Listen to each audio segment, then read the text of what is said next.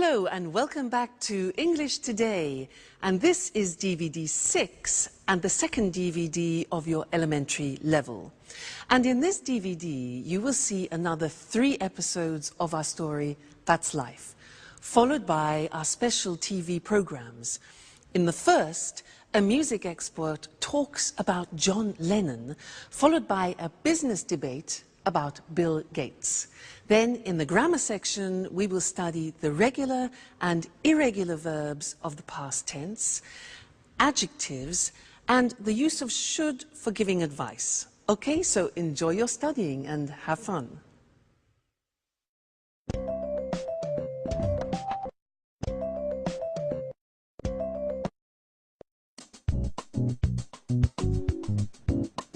Hi, Jack.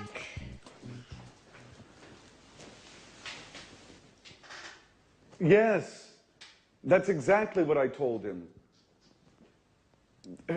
I sent him an email asking for more information. No, I didn't. I'm sorry, I didn't have enough time today. Okay. Okay, I'll call him in 10 minutes. Bye. Hi, Jack. So, did you have a good day? No, I didn't. It was a horrible day, Anne. I had a lot of work to do.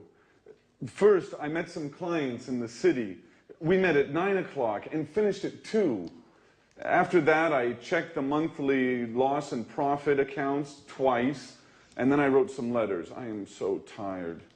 Well, now relax. Have a glass of wine. You're lucky. I'm cooking lasagna. Your favorite dish. No, thanks, Anne. I ate lasagna at lunch. Oh. Well, it's not a problem. I'll prepare something else. And after dinner, we can watch Wimbledon on TV. There's the men's singles match. Should be exciting. I'm sorry, Anne. I can't. I have some work to finish. And then I'm going to my karate gym. That's how I relax. Oh, hey, Jack, just a moment. Didn't you notice anything? Did you clean the kitchen? No, I didn't. Did you receive your marvelous set of Chinese plates? No, Jack. Nothing about the house. It's about me. Oh, I see. You bought a new pair of shoes, didn't you? They're very nice. Well, I have to go now. It's late. Oh, it doesn't matter. Go. Bye. Such a waste of time.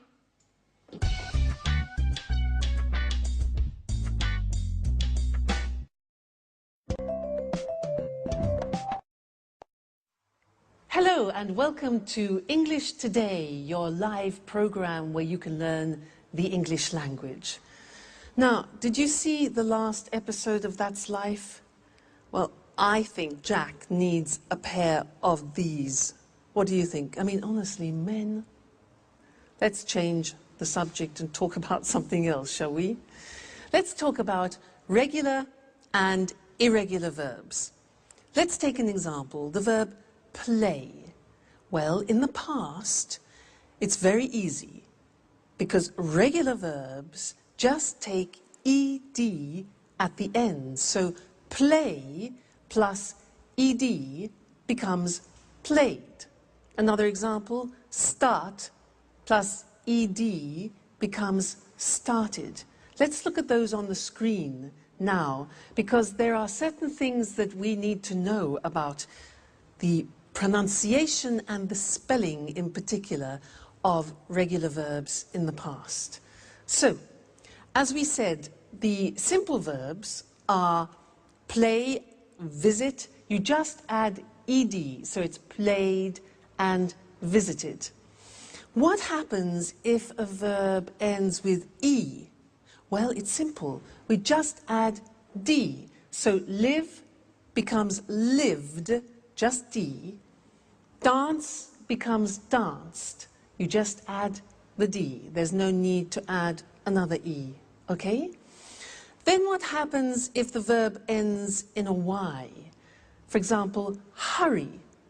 Well, that's simple. You take off the Y and you replace it with I-E-D. Hurry becomes hurried. Now this is for verbs which end with a Y preceded by a consonant. So another example is marry. It ends with R-Y and becomes married, I-E-D. Okay? Then the next group, stop. T-O-P is the end of that verb, so it's consonant, vowel, consonant.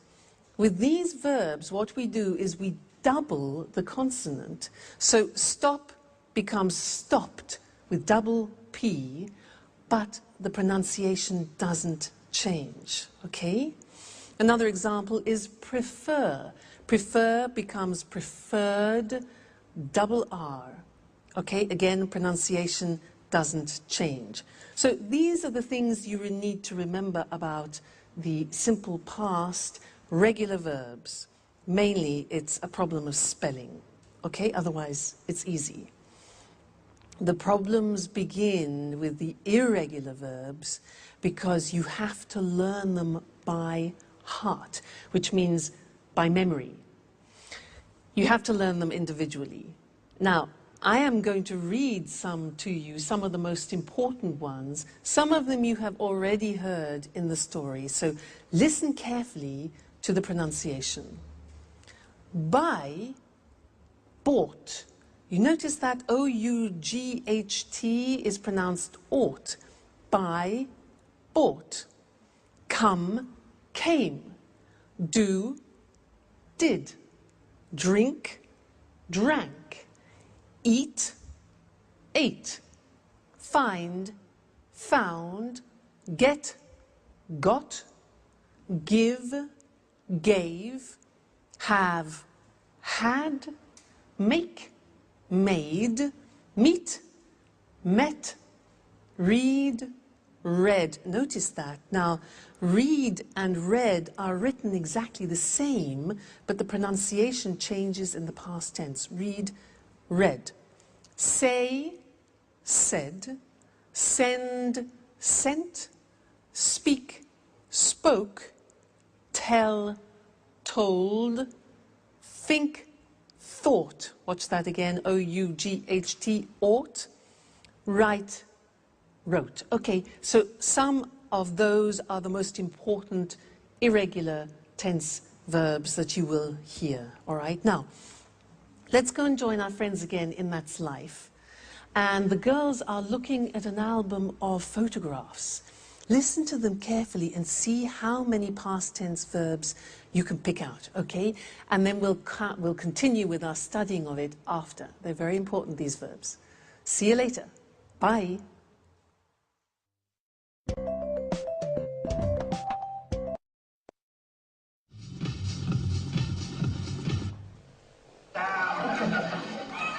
Hey, Anne. Oh, I'm Mr. Simpson. Thanks a lot for the tip on the bookshop. Oh, my God. Anne, what's happening here? Makeup? Let me see. New hairstyle? New dress? You look great. At last, somebody noticed my change. It's impossible not to notice it. Thanks. Well, what were you talking about? Oh, I wanted to thank you for the tip on the bookshop. It's a great shop. Oh, great. I'm glad you liked it. I love sitting and drinking a cup of coffee and looking at the books. Yes, that's exactly what I did. I sat down, ordered a cup of coffee, and read. And I found all the books I wanted. What books did you buy? I bought a biography about Virginia Woolf and a book about archaeology. And you? What are you doing? I'm trying not to think about all my problems. So I'm looking at some pictures. Can I see them? Sure. They're pictures of us. Oh, look. Look at this one. We were in Edinburgh. We went for a trip. Do you remember? Yes, I do. How funny Alice was with that Scottish hat. Did we go by car? No, we didn't. We went by train. And at the very last moment, Peter didn't come because of the audition. Yes, as usual. And who's this? I don't know him. Oh, that's Frank, a friend of mine. I met him on holiday in Norway. We had a good time together. And? Afterwards, he went his way and I went my way. Yeah, that's life. Did you have an affair with him? No, I didn't. Nothing like that. And we were only good friends. Do you keep in touch? No, we don't. He wrote me a letter 5 years ago. He sent me an invitation to his wedding. Did you go? No, I didn't. Well, unfortunately, I had a lot of work and I couldn't get away. Hey, but this is Jack. How smart he looks in this picture. Yes. Yes, he does. Do you mind, Anne, if I keep this picture with me? I do mind. No way. I'm sorry, Sharon, but no. Why not? What do you care about it? And you? What do you care about it?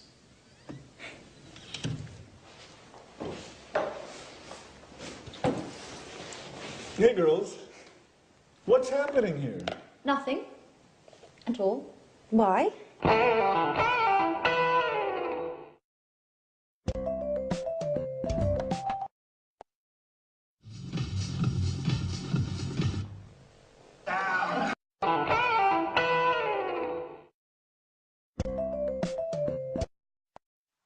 Hello again and welcome back. That's quite a triangle, isn't it, in the story? Now let's continue with the past tense and let's look at questions and negative forms. Fortunately, they are very regular because we just use the auxiliary did. Remember, in the present tense, we used do and does.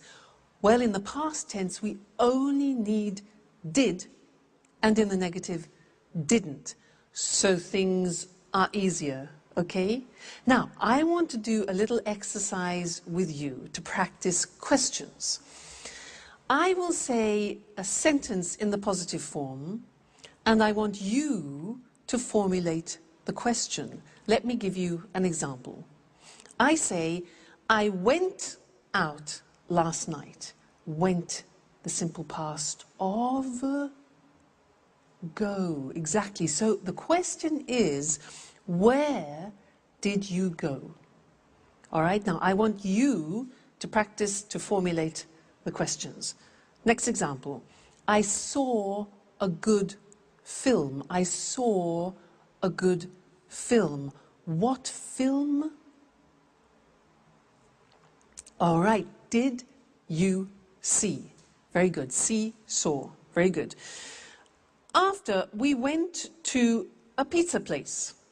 After we went to a pizza place. Where? Yeah, exactly. Where did we go? The infinitive went, go. Okay? Where did we go? Next one. I had a Four Seasons pizza. I had a Four Seasons pizza. Question, what type of pizza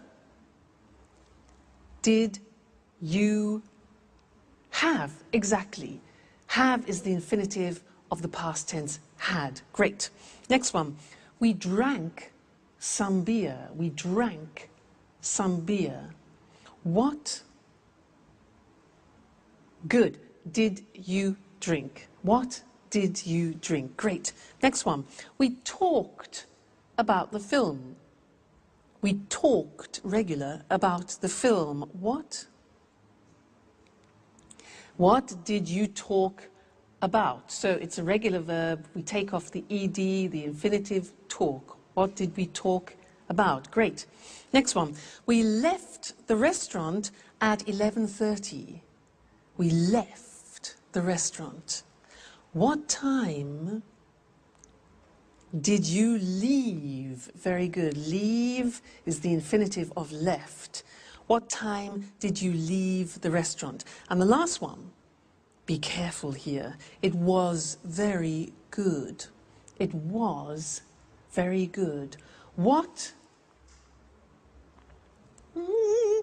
did it be? Remember, the verb to be is always an exception, and we don't use an auxiliary. We don't use did, we don't use do, we don't use does. So what's the question? It was very good. What was it like? All right, so remember, with the verb to be, don't use the auxiliary did. So let's go to the screen now and look at that written to help you memorize it, okay? So we said that we use did and didn't in the question and negative forms. Let's look at the question. You have the question word when, the auxiliary did, the subject you, and then the infinitive form, all right? When did you arrive? Who did she or he see? How did it happen? Why did we sell it? Okay, always did with I, you, he, she, it, we, you, they. And where did they go last week? All right, so it's not difficult.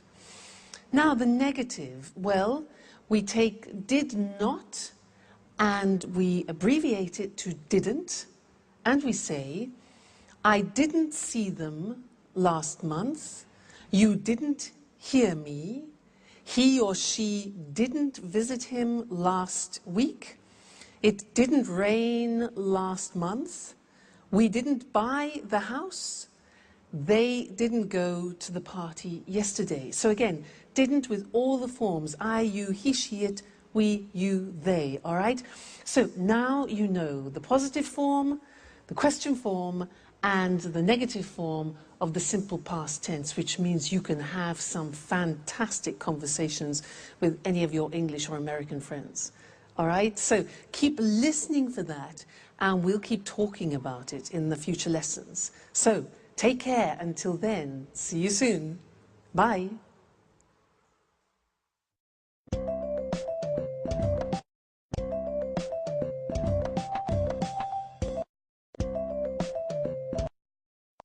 Tell me more, more, did you get very far, far? Peter, sorry. Could you stop singing? I can't read. Sorry, Jack. What are you reading? It's a book about inventions. Really?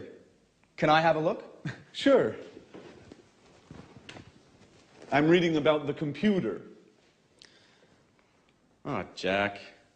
You have a serious problem. You work hard all day long, and then you spend your spare time reading about computers. Well, the same applies to you, with music, I mean. Are you crazy? How can you compare music with computers? Anyway, music is my job. You know, we're performing in a few days. I'm so nervous. I know. But music isn't the only thing in life. I'm studying for my European computer driver's license. Does that count? Sure it does. But music is more interesting. That's your opinion, Peter. Well, for example, did you know that Bill Gates founded Microsoft, but the computer goes back to the 19th century. They built a computer in the 19th century? No. John Babbage had the idea for the first computer in the 19th century. He called it the analytical engine. Hey guys, what are you talking about? I've got a questionnaire for you. Are you ready? Not again. Why do you like answering all these surveys? I guess it's a hobby. A little strange, I know. Anyway, it's a way to learn something new about ourselves, you know? I'm curious. Aren't you too? Well, are you ready? No, not me. Please leave me alone, Alice. I have more important things to think about. Bye-bye. Jack? Okay, what are the questions? Shoot. So, this questionnaire is about love. First question. When was the first time you kissed someone? Ooh, that's an interesting question. I kissed a girl for the first time 2 years ago. Come on, you're joking. Yeah, I guess I am. No, I kissed her in 1982. How did you know it was 1982? I remember it well. I met her during the summer holiday. I was riding my bicycle, and when I saw her, I fell off. She was so beautiful. Did you kiss her immediately? No, it took me a long time. She gave me a kiss for my birthday in January. Interesting. Very interesting. Next question. Saved by the Bell. Just a moment. Let me answer that.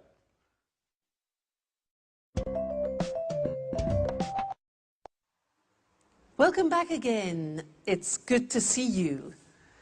Now, I have one more thing to tell you about the simple past tense, and it's all related to pronunciation, the pronunciation of the regular verbs. Now, it's unusual, but we have 3 different ways of pronouncing the verbs in the regular in the past.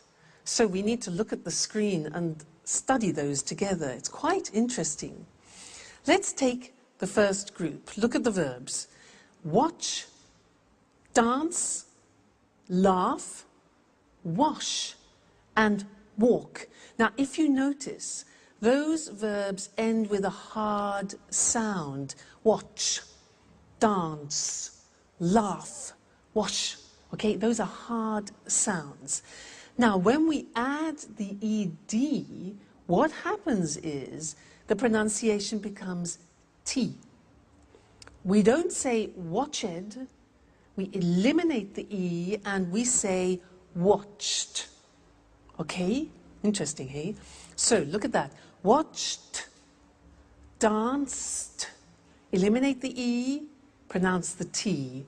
Danced, laughed, washed, and walked. Okay? Now, the temptation is to say watched, danced, laughed, washed. But we eliminate the E and we add T. Okay? Watched, danced. Good. The next group, listen to the verbs. Play, clean, study, close, snow. Now, the pronunciation at the end of those verbs is soft. Not like walk, which is hard. It's soft. Play, clean, study, close, snow. So, the pronunciation of ed becomes D. It becomes played. Again, we eliminate the E. We say played, cleaned, studied, closed, snowed. Okay, not snowed, closed, studied, but studied, closed, snowed. All right, so first group with a T, second group with a D, and the last group is actually easy. If a verb ends with a T or a D, then the pronunciation of ed becomes id. And in fact, it's impossible to pronounce it any other way. Take an example, start. It becomes started. started, not started, started. Okay? So, want becomes wanted, start becomes started, land, landed, paint, painted. All right? So those are the three groups of pronunciation. Just keep practicing them and they'll soon become automatic for you. Don't worry too much. And also, when you're listening to our friends in That's Life, try and pick the pronunciation out. All right? Great. I'll see you again in the next lesson. Bye.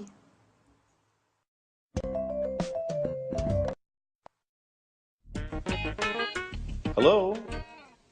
Yes, just a moment. Alice, it's for you. Tom on the phone. Oh, no. Jack, can you tell him I'm out, please?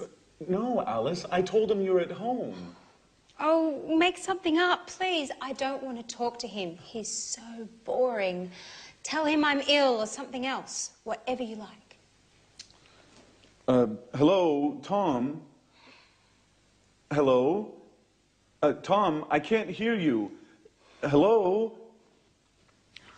Thanks, Jack. Okay, well, where were we? Let me see. When did you start school? What does school have to do with love? And what a stupid question. I started school when I was 6 years old. Everybody starts school at 6 years of age. Right. Did you enjoy school? I enjoyed university, yes. I enjoyed it very much. Excuse me, Alice, but do you really find this questionnaire all that interesting? Well, not really. Anyway, let's go on. And why did you enjoy university? Because we had parties every Saturday night. Ha. No, really, why? Well, I learned a lot, and I made a lot of new friends. I lived on my own, and... Just a moment. Hello? Just a minute. Alice, it's John on the phone. Oh, Jack, please tell him that... I know, that you're not at home, or that you're ill. I know the story. Thanks, Jack. Hello? John? Hello? John, I can't hear you. Right, now where were we? Wait a minute, Alice. Now it's my turn. I have a question for you. Okay, shoot. Could you please answer the phone next time? You know, I'm not your secretary.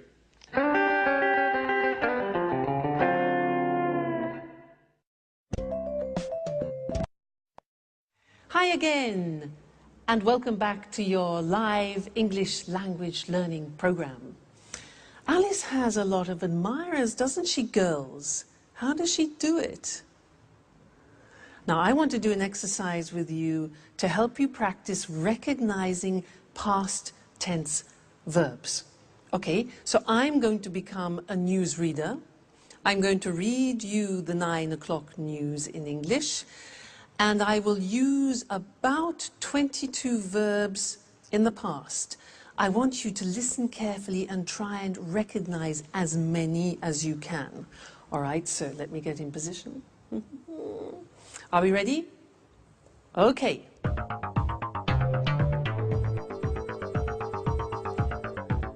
Good evening, and here's the 9 o'clock news.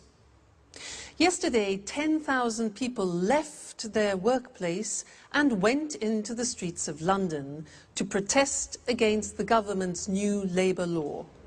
The police sent out special forces to control the crowds and arrested 15 people. A Bengali tiger escaped from London Zoo yesterday morning. It went to Covent Garden and drank and ate everything in its path. The zookeepers found it in the garden of a pub and took it safely back to the zoo. Prince Charles had an accident yesterday playing polo. They took him into the hospital in Scotland where they did a minor operation on his leg. When he spoke to the press this morning, he said that he felt fine. And now rugby. This afternoon, England played Italy at Twickenham and Italy lost by 3 points. The Italian captain broke his leg. The English captain said the game was close and that the Italians played very well. That's all from me. Good night. So, how many verbs did you get? 10? 15? 20? 22? All right, let's go and check them on the board now, together. So, we started with, good evening, here's the 9 o'clock news. Yesterday, 10,000 people left their workplace. Left is the past tense of leave. Good. And went into the streets of London. Went, past tense of go. Right. To protest against the government's new labour law. Then, the police sent out special forces, sent, past tense of send, to control the crowds, and arrested, which is the past tense of arrest, it's a regular verb. Arrested 15 people. Okay? How many so far? Okay. A Bengali tiger escaped from London, regular verb, escaped from escape. It went to Covent Garden Market, went, past tense of go, and drank and ate. Drank, past tense of drink.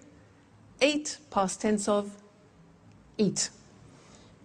The zookeepers found it in the garden of a pub. Found, past tense of find. Good. And took it safely back. Took, difficult. Took, past tense of take. Take, took. Okay. Prince Charles had an accident. Had is the past tense of have. They took him, you know, past tense of take, to a hospital in Scotland where they did a minor operation. Did, past tense of do. Yeah. When he spoke to the press, spoke is the past tense of speak. He said, past tense of say, that he felt fine. Felt, past tense of feel. Great. Rugby. This afternoon, England played, past tense of play, Italy at Twickenham, and Italy lost. Lost is the past tense of lose. Okay, lose. The Italian captain broke his leg, broke, past tense of break. The English captain said, past tense of say, we saw. The game was close. Was is the past tense of yeah, the verb to be. And that the Italians played very well. Play, a regular verb, past tense of play, play, played. Okay? Well done. How many did you get? 22?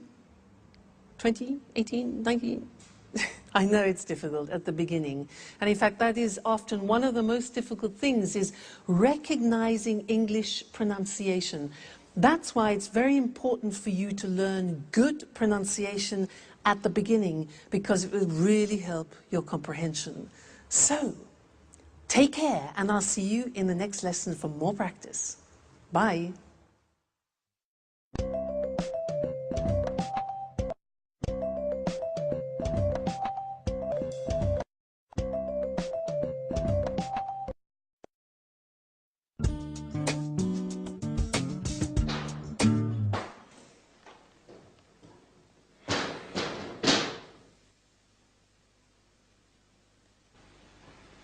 Hi, Sharon. What's up? Hi, Jack. I'm okay. Don't worry, everything is just fine. Really? I don't think so.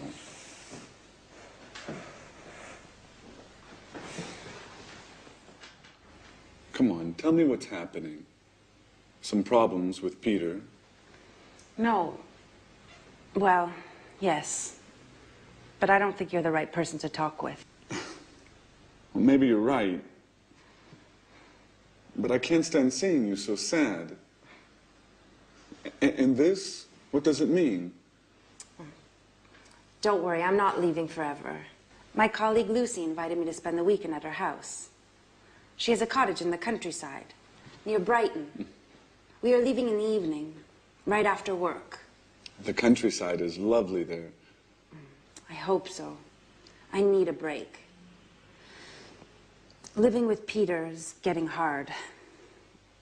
He's so nervous about his concert. He can only think and talk about that. He seems miles away. And as for his music, he's excessive. He goes on singing all day long. He doesn't speak with me anymore. He sings with me. Sharon, can you pass me the salt, please? I like it when you smile. I think a weekend in the countryside is exactly what you need. I didn't know you liked the country so much. Are you joking? I love the countryside. It's so quiet and relaxing. A lot of people think it's boring. Well, they don't know what they're missing. What, Jack? Are you using cliches now? Like the countryside is safe and the city is dangerous. Or the country is clean and the city is dirty. And don't forget the country is cheap, too. Yes, there's that too. The city is very expensive. Just think how much the rent is for this apartment. Don't remind me. I have to pay mine tomorrow morning. Well, Jack, it was good talking with you. You make me laugh. Sometimes I think about us. About how we were together once. We are a wonderful couple. Don't forget it. All right.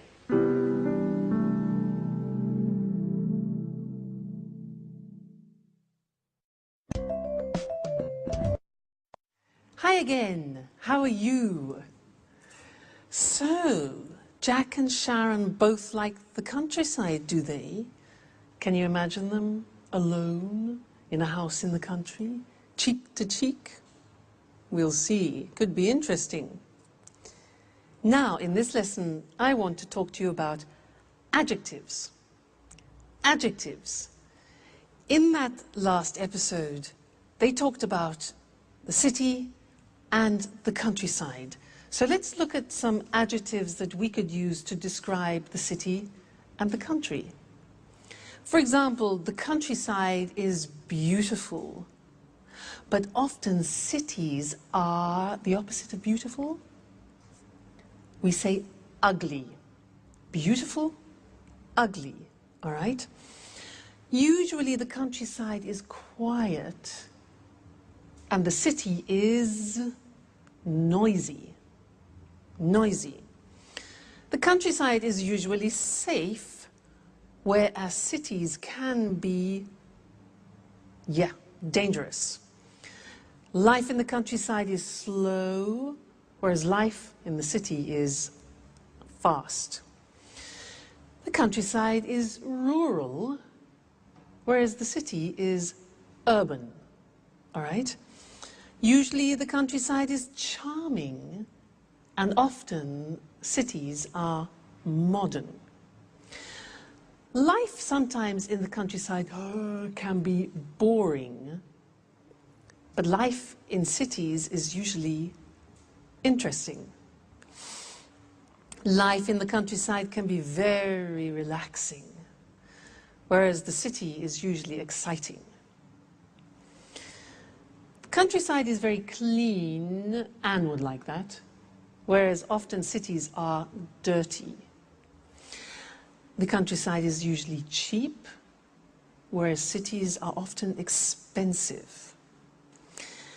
Okay, so those are typical adjectives to describe countryside and city. Now let's think of people and things. Well, people can be young, but things, we wouldn't say things are young, we would say things are new. So a book is new, but my brother is young. The opposite of young is old, okay? Old. And we also use that for things, so we could talk about an old book. Now, some people are fat. But when we describe a book in that term, then we say the book is thick, not fat. Okay? We can say a person is thin, and we can also say a book is thin. Then somebody is 2 meters tall. Somebody is tall, whereas we would say for a building, the building is big or high. Then the opposite is short. Person is short, and the thing would be little. Now, there's another very interesting thing about adjectives to learn, is that adjectives are divided into syllables. So, for example, if you look at the adjective beautiful, how many syllables are there? Beautiful. 3 syllables. Beautiful. Beautiful. Okay? Let's look at another example. Quiet. Listen to that. Quiet. 2 syllables. Quiet. Another one. Safe is 1 syllable. Safe. How about dangerous? How many? Dangerous. Dangerous. 3. Okay? One more. Interesting. That's quite difficult. Interesting. How many syllables? 4. Interesting. Pronunciation interesting. Relaxing. Relaxing. 3. Cheap. 1. Okay? So, all adjectives in English are divided into syllables. You can count them. And that's important when you want to compare things, which is what we'll be looking at in another lesson. Now, we're going to go back to That's Life, and Anne wants to buy a car, and Jack is giving her advice. Listen to the way that they use the word should, and then we'll look at that in the next lesson. All right, see you then. Bye.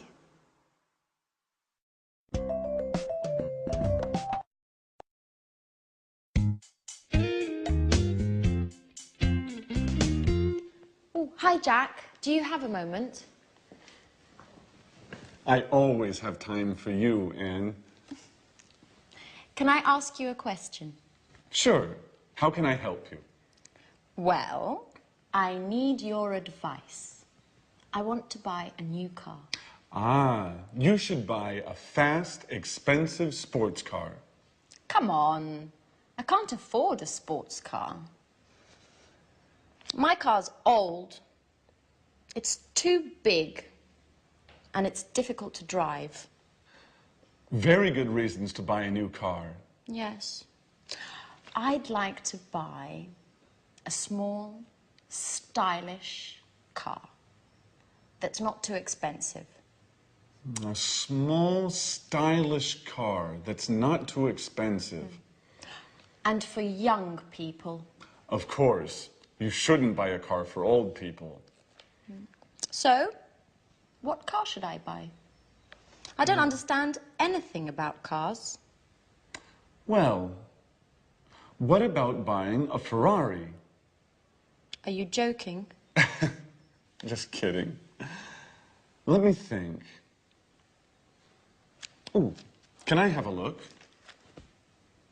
Well, how about this car? It's nice. Isn't it expensive?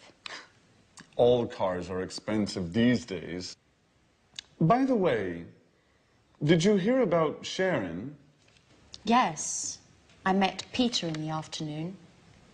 He told me they had a quarrel. But I don't think we should worry about it. Do you? Well, maybe we should. What do you think of Sharon, Anne? She's very pretty. Yes, she is.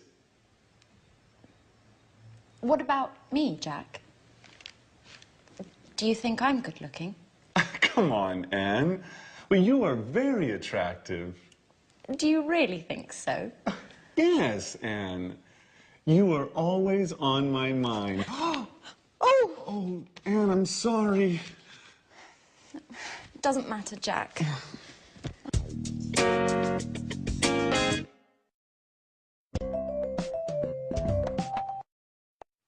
Hello again and welcome back. Did you hear what Jack said to Anne? He said you should get yourself a really fast, expensive sports car. Now, do you think that's practical advice with all the money that Anne hasn't got? Well, he did say one thing which is useful. He used should. And that's what we're going to study now, the use of should, because we use should in English when you want to give advice to someone. So if I say to you, for example, oh, I've got a terrible headache, then you give me advice, and you could say, for example, well, you should take an aspirin. Should, written S-H-O-U-L-D. Very easy, because we say, I should, you should, he should, it should, she should, we should, they should. Fantastic. It never changes. So should plus the infinitive. Now, I want to do something with you. I'll say something, and I want you to give me some advice. All right? So, for example, I say, oh, God, I'm really tired. I'm really tired. Okay, yeah. You should go to bed.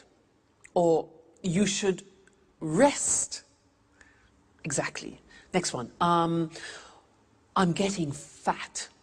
I'm getting fat. Yeah, exactly. You should eat less. Or the negative would be, you shouldn't eat so much. You shouldn't eat so much. Okay? Next one. Oh, my back really hurts. Ooh. Exactly. You should see a doctor, or you should go to a chiropractor, for example. Great. Now, I don't speak English very well. I don't speak English very well. Yes, exactly. You should watch English Today all the time. All right? Fantastic. So that's the form should for suggestions. Let's look at them now on the screen, just to consolidate that. So, should. In the positive form, the examples are, you should take a rest. She should take an aspirin. They should see a doctor. He should stop eating sweets. And I should study English every day. Okay, so the form is should plus the infinitive without to. The negative, she shouldn't, look at the pronunciation, shouldn't work so much. I shouldn't go to bed so late. You shouldn't go to that film. He shouldn't smoke so much. All right? The question when you're asking for advice is simple. You put should first and then the subject. So the examples are, should I see a dentist? What should I do? And should we practice English every day? Yes, we should. Okay, good. So that is the language that you can use whenever you want to give advice to somebody in English. Should plus the infinitive. So should you come and see me every day? Yes, you should.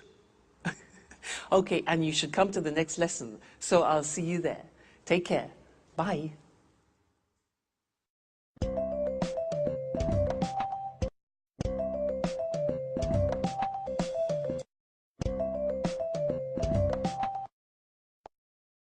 Hello, hello, and welcome to Music World.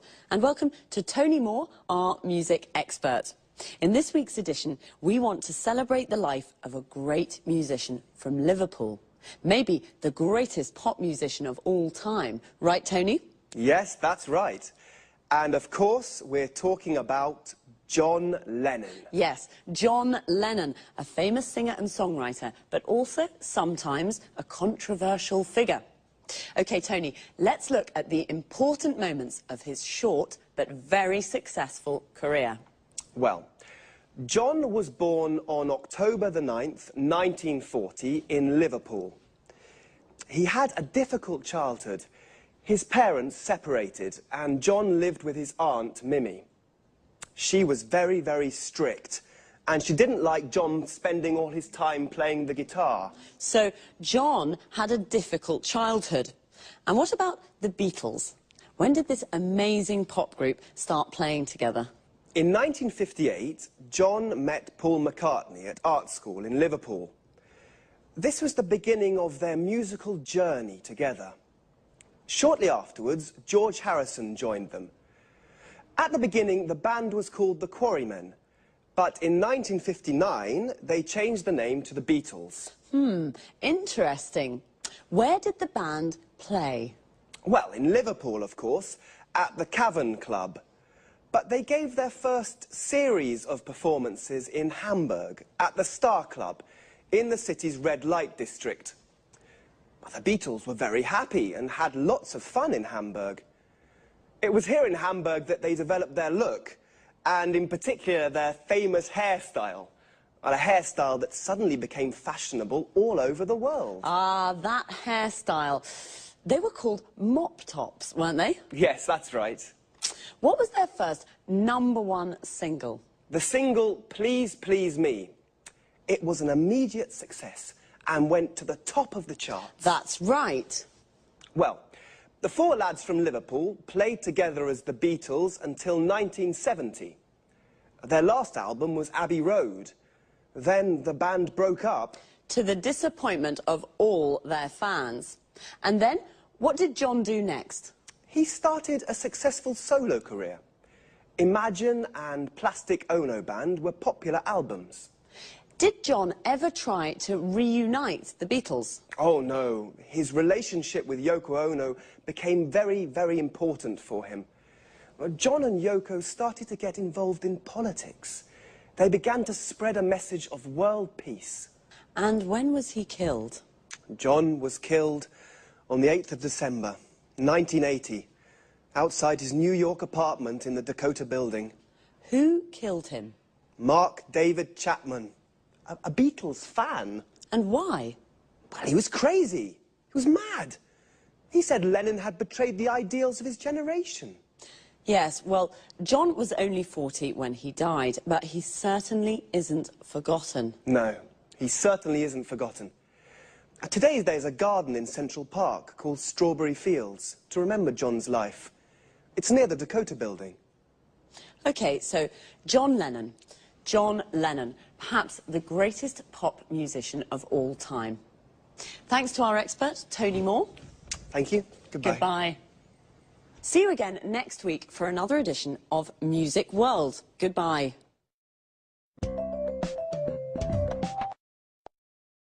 The Beatles, what a band. A band is a group of musicians that play together. For example, a jazz band. When the band plays pop or rock music, we often say a pop group or a rock group. A musician is someone who plays music. There are jazz musicians, classical musicians, pop musicians. We say that someone plays music or plays a musical instrument. For example, John played the guitar. I play the piano. Do you play an instrument? A singer is also a musician. Their voice is their instrument. They sing. A musician plays music and a singer sings songs. John was also a songwriter. A songwriter is the person who writes a song, and the words of a song are called lyrics. The lyrics of John Lennon's songs are very beautiful. The Beatles recorded lots of albums. An album is a record or CD with 8 or more songs on it. A single is a record or CD with just one song. Often a single becomes very popular, and we say that it goes to the top of the charts. The charts is the list of the most popular songs that week. So when a single goes to the top of the charts, it means that it's at the top of the list and very popular. When a song is #1 on the list, we call it a #1 single. Please Please Me was a #1 single. But bands also play live in front of an audience. We say they give a performance. So we can say, the Rolling Stones are playing in Rome tonight, or the Rolling Stones are giving a performance in Rome tonight. A performance can be just one song or piece of music, but when a band or singer plays lots of songs, we call it a concert. Unfortunately, some bands, like the Beatles, separate, and we say they break up. The Beatles broke up in 1970, and John Lennon started his solo career. A solo career is when a musician records songs alone, without the band. It's time for me to say goodbye to all you music lovers. See you next time.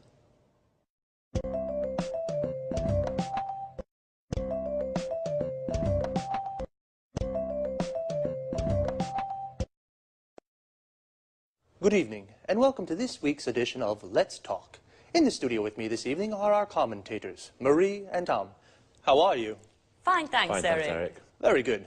Today, let's talk. Let's talk about one of the world's most famous men in the world. I mean Bill Gates, the world's top businessman and the richest man in the world. I have a question. How did he become so successful? I can answer that question with one word. Windows, the most widely used computer operating system in the world. Yes, that's true. It's almost every computer in the world uses Windows. Let's go back in time a little. How did Bill Gates arrive at where he is today? Well, I'd say thanks to his business skills. At the end of the 80s, when he founded Microsoft, he understood where the computer industry was going. That's right. At that time, computers were very big, very expensive, and only large companies could use them. Gates understood that smaller, personal computers, the PCs we use today, were the future. Of course, he wanted all these PCs to use his software. So he understood 20 years ago how we use computers today. That's a good businessman. But of course you need more than intuition to become the world's top businessman. Yes, of course. To become the world's #1 businessman, you need an aggressive business philosophy. For example, from the beginning, Bill Gates did everything to stop the illegal copying of Microsoft programs. Until this time, people didn't buy software programs. They shared them freely or copied them. Bill Gates created the market for computer software. But that's not all. Bill Gates was very ambitious too. Do you know he wanted to be a millionaire by the age of 30? Yes, and he worked very, very hard. For many years, he only slept 6 hours a day. He was a real workaholic. So he also helped coffee producers too. I guess so. After he became a multi-millionaire with Windows, what did he do next? He turned his attention to the internet. Initially, he didn't think the internet was important. This was a business mistake. Microsoft developed Internet Explorer 4, and 3 years later, Microsoft won the browser war and destroyed its competitors. So today, almost every computer in the world uses a Microsoft program. That's right. Well, Bill Gates is a very, very successful businessman. Is there anything about him to make him likable or just a bit human? Well, his charity work, this is very important for him. Bill and his wife Melinda now work for the Bill and Melinda Gates Foundation. In 2000, Bill gave half his fortune to the foundation to fund charity work. This is fantastic. Bill Gates, a successful man with very good business skills, but with a big heart too. Well, today we have learned about one of the most important business leaders of our age. Thanks very much, Marie, and thank you, Tom. Goodbye. Thank you. Goodbye. Goodbye. And goodbye to you. And see you again soon for the next edition of Let's Talk.